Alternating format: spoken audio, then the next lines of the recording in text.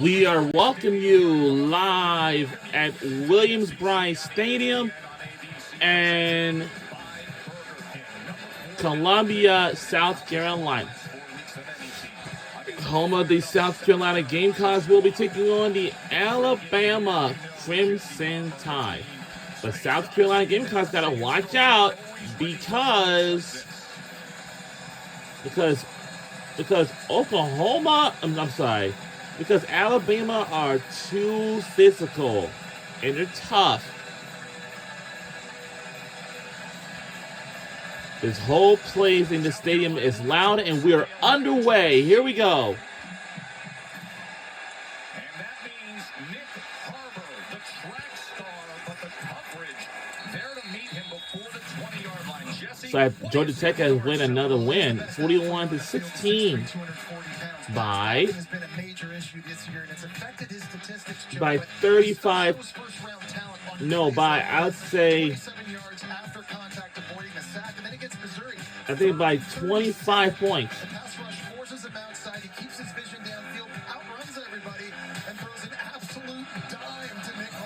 So you feel like if South Carolina is going to win this game, they're going to need him to make superhuman plays. The concern is 25 sacks taken this year.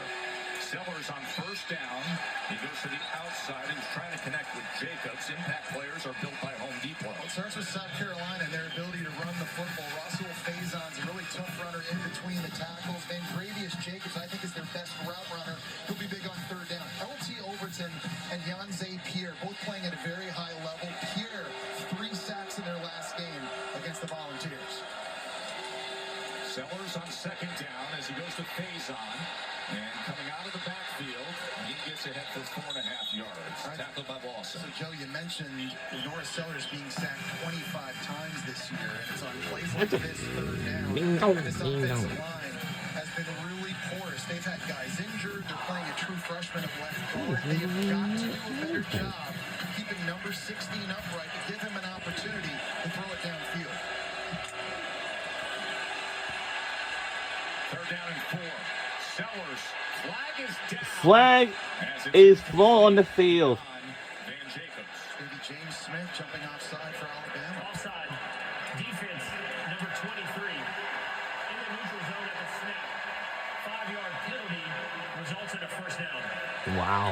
Remember, it was third down and 4, so first down for South Carolina. And that's a big So the team we're rooting for our today's game will be Alabama Crimson Tide. Whether it's running it on first and second down, they've got to keep third downs manageable in this one.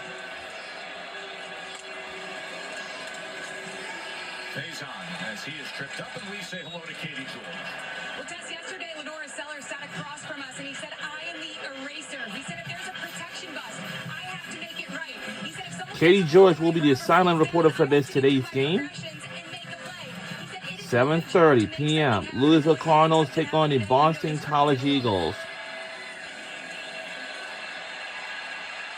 His crowd loves this most of all, when he can make a little magic with his legs. Now, for college basketball, that's starting up in November. And about a month ago, on ES. Just break this contain. As soon as he sees that green grass at 240 pounds, he is so hard to tackle. He's been sacked 25 times this year, Joe.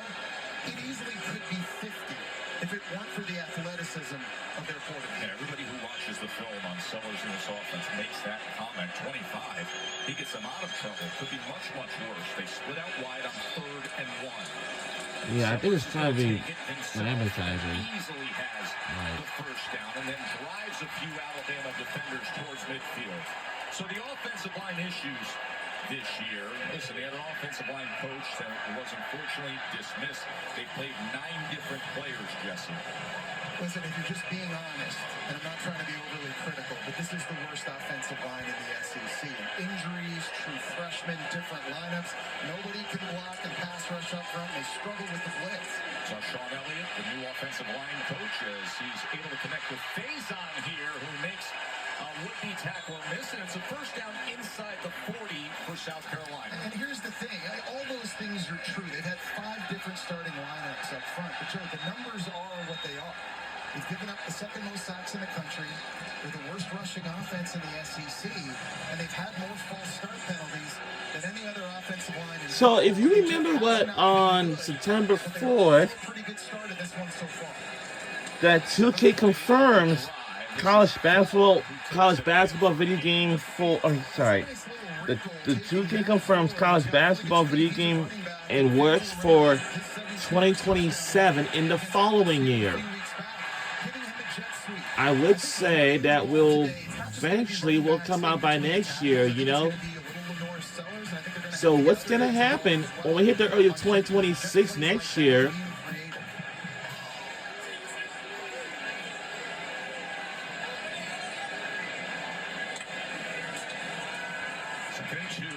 To the outside, but it was thrown low and in front of Nick Harper. Well, it's a good job that time of Sellers seeing the safety blitz and Xavier Mincy coming in, but he needs a more accurate throw. And that would be one of my bigger criticisms. So the answer is 2K confirms college basketball video game and works for 2027. So it is true, they'll work on it. But they had an EA Sports, but it looks like it will not going to be able to make it anymore. So they failed to move the path forward to create it, and unfortunately, there's nothing nobody can possibly do. And even because of that, it's the licensing problem.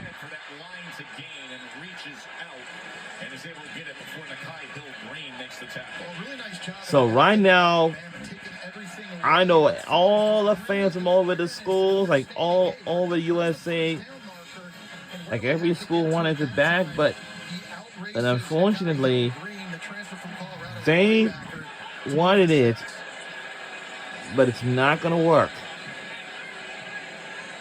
So I'm hoping sometime in the future they can make it, but it's nothing nobody can do. But now they appreciate everybody for their support of bringing it, like wanted to have it back, but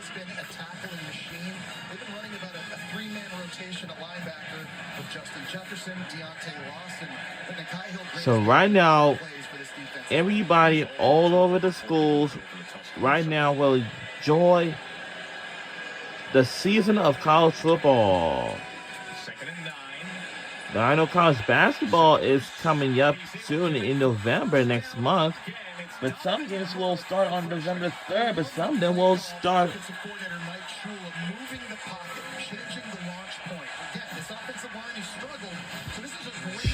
Well, but some games are going to be an exhibition game. He should be a senior in high school, Joe. He was only 17 years old at the start of the season, reclassified to be a part of the Gamecocks this season. 15-yard reception. So our record is 6-1, which is really good, and 4-0 right now. Our record is really good for Alabama. Crimson Tide. And in fact, our Alabama Crimson Tide, we had rivalry game with Auburn Tigers like every year, like usually. That never goes away. And of course, and sometimes we have a rivalry game with Tennessee.